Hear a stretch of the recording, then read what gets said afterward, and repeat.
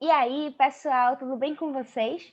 Nesse vídeo de hoje, eu vou te ajudar a resolver essa questão número 8 da ficha 3 sobre indução eletromagnética. Gente, então, lei de indução, já lembra, né? A lei de Faraday é a lei que descreve como é que ocorre a indução. Então, vamos aqui para a questão que vai tratar de um cooktop de indução e o cooktop elétrico. Então, se a sua mãe, ou você mesmo, ou seu pai, alguém da sua casa estiver pensando em comprar um cooktop, vamos ver o que essa questão aqui vai ensinar para a gente sobre a diferença entre os dois. O avanço tecnológico mudou nossa vida de várias formas, concordo. Uma delas está no jeito que cozinhamos alimentos hoje. Se antes tínhamos fogões a gás, hoje temos fogões elétricos, geralmente chamados de cooktops. Tá bom, então são fogões elétricos, usam eletricidade. Um deles é o cooktop por indução e o outro é o cooktop elétrico. O primeiro utiliza um campo magnético para gerar correntes induzidas em uma panela, e o segundo utiliza, no lugar do fogo, resistores elétricos para aquecer a panela. E o primeiro utiliza campo magnético para gerar correntes induzidas na panela. Olha só, então ambos utilizam princípios de funcionamento diferentes.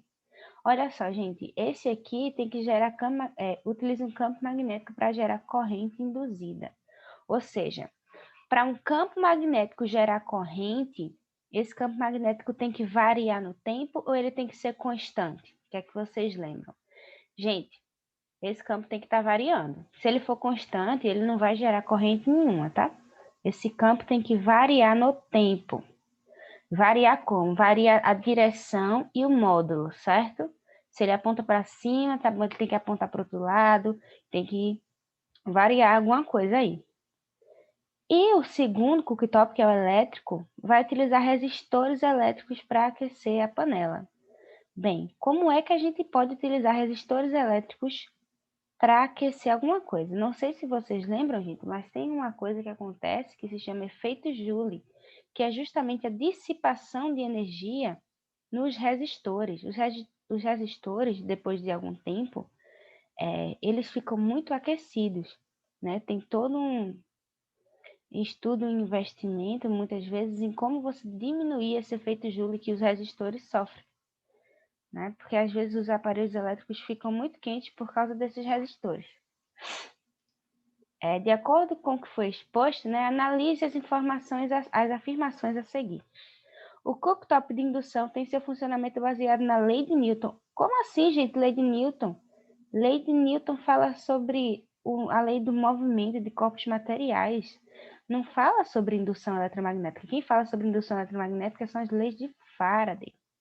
E só para a gente lembrar o que é que diz a lei da indução de Faraday. Ela diz, gente, que se a gente tiver um fluxo magnético, que é isso aqui, e ele variar no tempo, fluxo magnético, aqui, ó, isso aqui é fluxo magnético variando, aqui, variação de fluxo magnético no tempo, o tempo variando, e nesse tempo que está variando, né, o tempo está mudando, esse fluxo magnético também está mudando no tempo. Isso vai gerar uma força eletromotriz. Força eletromotriz, certo? Induzida. Que se comporta como, gente, uma diferença de potencial entre dois pontos. Mas o nome é força eletromotriz. Certo?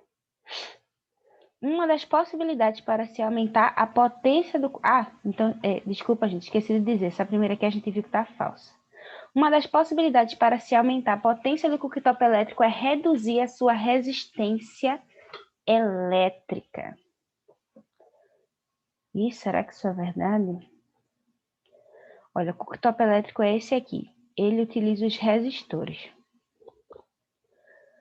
Gente, quando a gente pensa em resistor, a gente tem que pensar em... tá falando sobre potência no resistor.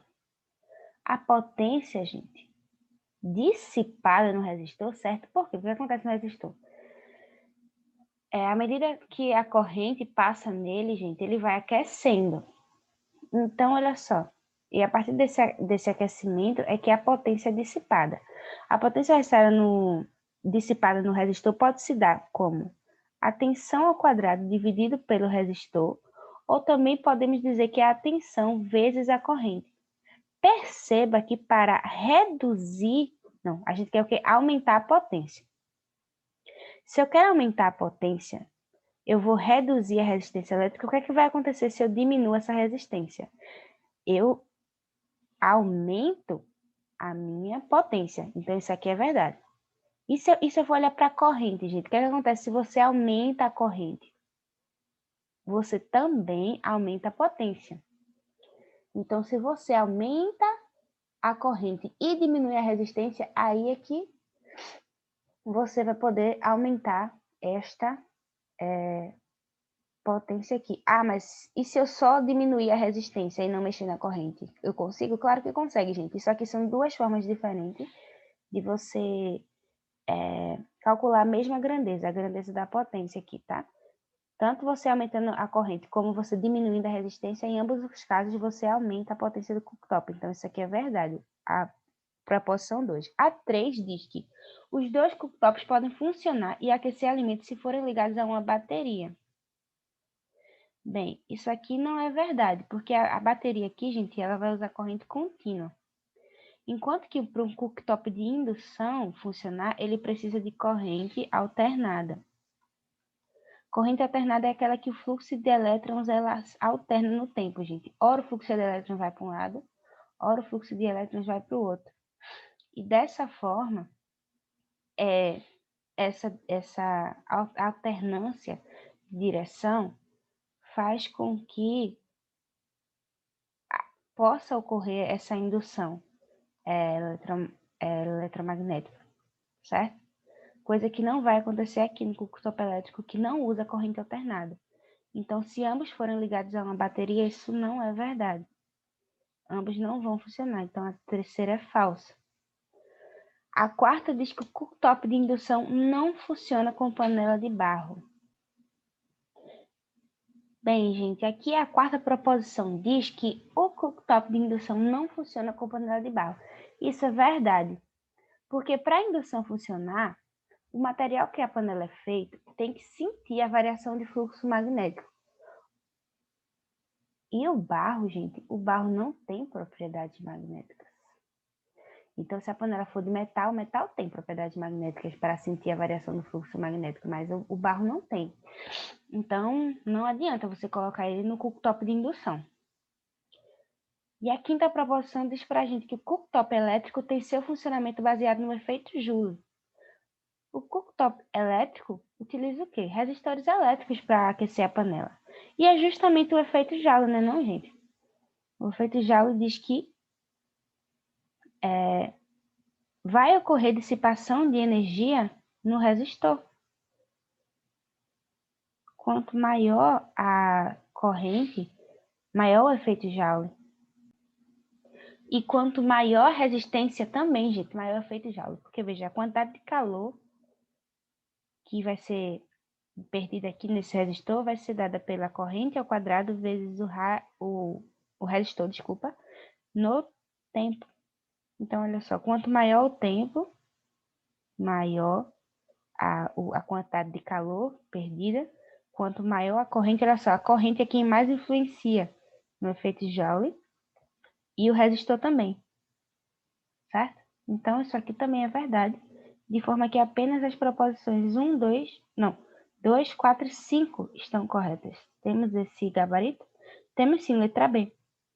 Olha aqui. Questão resolvida, gente. Espero ter ajudado vocês. Até a próxima.